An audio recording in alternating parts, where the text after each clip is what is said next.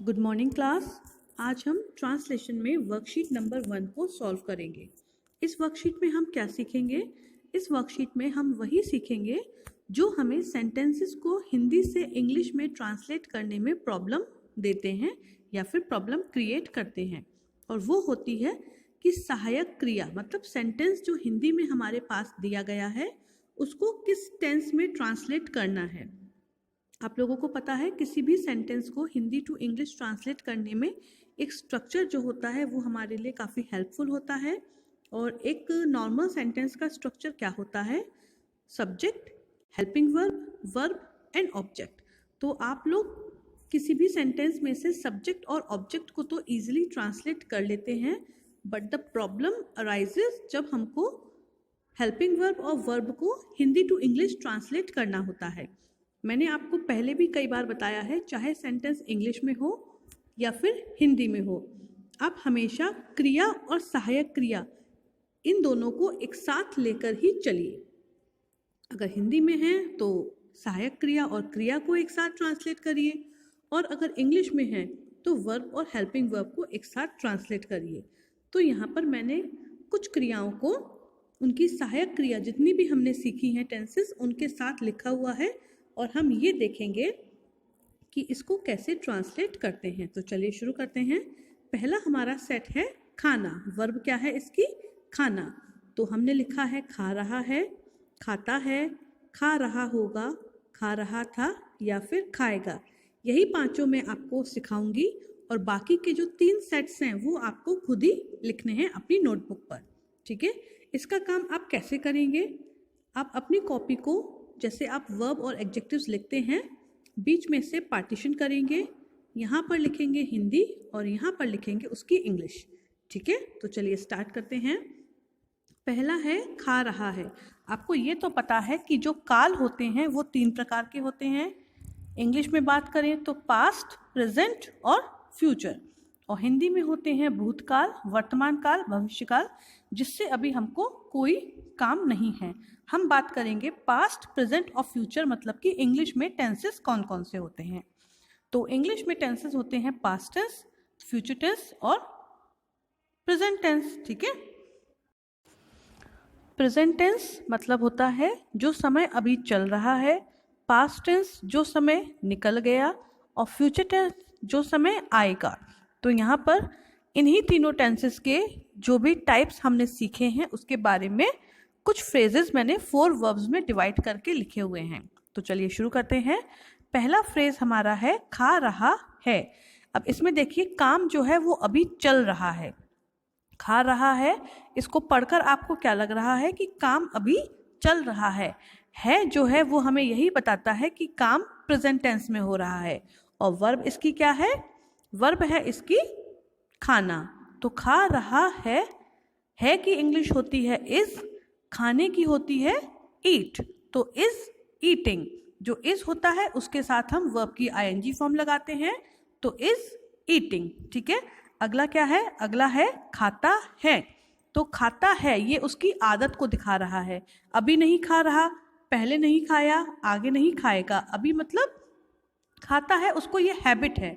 जैसे सुबह सुबह बादाम खाता है, हर रोज सुबह खाता है, उसकी हैबिट है। तो खाता है ईट्स। इसमें हम है की इंग्लिश नहीं लगाएंगे। खाता है अगर सिंगुलर फॉर्म में है तो ईट्स आएगा, और खाते हैं तो केवल ईट आएगा। अगला है खा रहा होगा।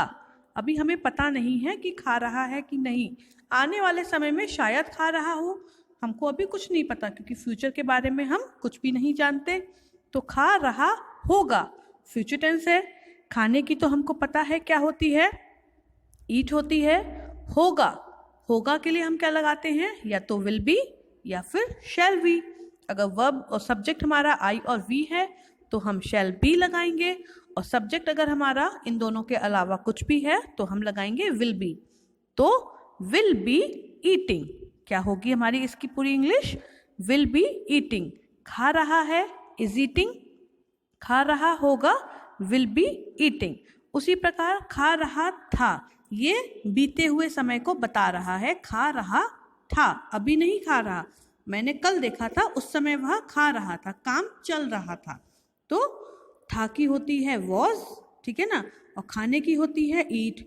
तो खा रहा था वॉज ईटिंग, और खाएगा, खाएगा मतलब आने वाले समय में खाएगा। चलिए एक बात मैं आपको और बताती हूँ, है जो है वो हमें बताता है कि काम अभी चल रहा है, था हमको बताता है कि काम बीते हुए समय में हुआ था, और जो गा गेगी हम लगाते हैं वो हमको ये बताते हैं कि काम आने वाले समय में होगा, ठीक है। तो जो हमारी लास्ट है वो क्या है, खाएगा, मतलब आने वाले समय में खाएगा। तो खाएगा उसकी हैबिट होगी, शायद खाए, हमें कुछ नहीं पता। तो खाने की होती है ईट और गा की होती है विल या शैल। तो खाएगा या तो आएगी विल ईट या फिर आएगी शैल ईट, ठीक है। एक बार और देख लेते हैं। खा रहा है इज ईटिंग, खाता है ईट्स, खा रहा होगा या तो शैल बी ईटिंग और विल बी ईटिंग, खा रहा था वॉज ईटिंग, और खाएगा विल ईट और शैल ईट। तो ये 5 जो फ्रेजेस हैं या एक वर्ब के 5 टाइप्स हैं, ये मैंने आपको बता दिए। रिमेनिंग जो 3 सेट्स हैं वो आपको खुद ही करने हैं। करने का तरीका आपको पता है, अपनी कॉपी को ऐसे पार्टीशन में डिवाइड करिएगा।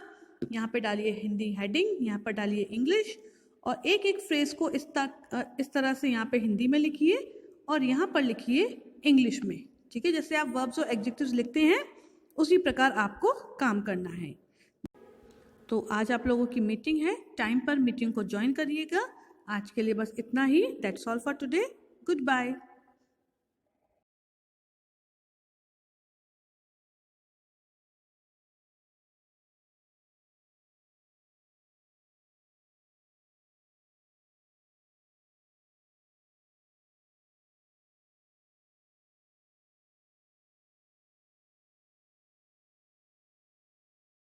Good morning class. आज हम ट्रांसलेशन में वर्कशीट नंबर 3 सॉल्व करेंगे। इस वर्कशीट में हमको क्या करना है, इस वर्कशीट में जो आपको 10 वर्ड्स दिखाई दे रहे हैं उसके आपको एक सिनोनिम और एक एंटोनिम लिखना है, वो भी इंग्लिश में। अब आपको ये पता करना है कि सिनोनिम और एंटोनिम क्या होते हैं। अगर आप इसमें कंफ्यूज होते हैं तो मैं आपको बता दूं, सिनोनिम वो शब्द होते हैं जो दोनों शब्द एक ही मतलब को बताते हैं। अभी मैं आपको एक्सप्लेन करूंगी तो आपको समझ में आ जाएगा। और एंटोनिम क्या होते हैं, एंटोनिम होते हैं इसका अपोजिट वर्ड। क्या होता है, किसी भी वर्ड का अपोजिट वर्ड एंटोनिम कहलाता है। तो चलिए शुरू करते हैं। पहले हम नीचे लिखे हुए सारे शब्दों को पढ़ लेते हैं, फिर हम ये देखेंगे कि कौन से वर्ड का सिनोनिम कौन सा होता है और एंटोनिम कौन सा होता है। The first word is press, दूसरा है cry, third one is close, fourth is start, mix, precious, some, tall, wealthy and hard. लेकिन उससे पहले मैं आपको ये बताती हूँ कि आपको ये वाली वर्कशीट अपनी कॉपी पर कैसे करनी है। आपको अपनी कॉपी पर 3 पार्टीशन में डिवाइड करना है। अपनी कॉपी के एक पेज को 3 पार्टीशंस में डिवाइड करना है। यहाँ पर आप लिखेंगे वर्ड्स, जो वर्ड्स आपको इस स्क्रीन पर शो हो रहे हैं। यहाँ पर हेडिंग डालेंगे वर्ड्स और उसके नीचे ऑल 10 वर्ड्स लिख देंगे। यहाँ पर हेडिंग डालेंगे सिनोनिम्स, तो उसके नीचे और वर्ड के सामने उस वर्ड का सिनोनिम लिखेंगे, और यहाँ पर लिखेंगे एंटोनिम्स और उसके आगे वर्ड के सामने ही हम एंटोनिम्स लिख देंगे, ठीक है। तो चलिए अब हम देखते हैं कौन से वर्ड का कौन सा एंटोनिम या कौन सा सिनोनिम होता है। तो लेट्स स्टार्ट। पहला वर्ड है हमारा प्रेस। प्रेस का सिनोनिम और एंटोनिम निकालने के लिए आपको प्रेस की हिंदी पता होनी चाहिए। प्रेस की हिंदी होती है दबाना। प्रेस की हिंदी क्या होती है, प्रेस की हिंदी होती है दबाना। और दबाने का एक और शब्द है पुश, मतलब दबाव डालना। पुश मतलब क्या होता है, दबाव डालना। हम जब किसी चीज़ को दबाएंगे तो उसके ऊपर दबाव ही तो डालेंगे। तो पुश जो है वो प्रेस का सिनोनिम हो गया, और इसका एंटोनिम क्या हो जाएगा, अपनी तरफ खींचना, तो पुल। तो प्रेस का सिनोनिम हो गया पुश और एंटोनिम हो गया पुल। दूसरा है क्राई। क्राई मतलब होता है चिल्लाना। लेकिन मैंने आपको बताया था कि क्राई का मतलब चिल्लाना किस सेंस में होता है। जब हम बहुत ज़ोर ज़ोर से दहाड़े मार मार के रोते हैं तब हम बोलते हैं कि आई एम क्राइंग। तो इसका सिनोनिम मतलब सेम मीनिंग वर्ड क्या होगा? इसका सेम मीनिंग वर्ड होगा वीप, क्योंकि क्राई और वीप दोनों एक से ही हैं। बस क्राई में हम ज़ोर ज़ोर से चिल्ला चिल्ला कर रोते हैं और वीप में हम धीमे धीमे रोते हैं। और इसका एंटोनिम क्या हो जाएगा? इसका एंटोनिम हो जाएगा, बताइए, लाफ। Very good. तो इन सारे शब्दों की जब हिंदी और इंग्लिश आपको पता होगी तभी आप इसके सिनोनिम और एंटोनिम फाइंड आउट कर सकेंगे। अगला है क्लोज। मैं 3 ही समझाऊंगी। अगला है क्लोज। क्लोज का मतलब होता है बंद करना। क्लोज का मतलब क्या होता है? बंद करना। और क्लोज का सिनोनिम क्या होगा? बताइए, बंद करने की दूसरी इंग्लिश क्या होती है? It is shut. शट मतलब भी बंद करना और क्लोज मतलब भी बंद करना, ठीक है ना। अब इसका एंटोनिम क्या होगा? ओपन। क्या होगा? ओपन मतलब खोलना।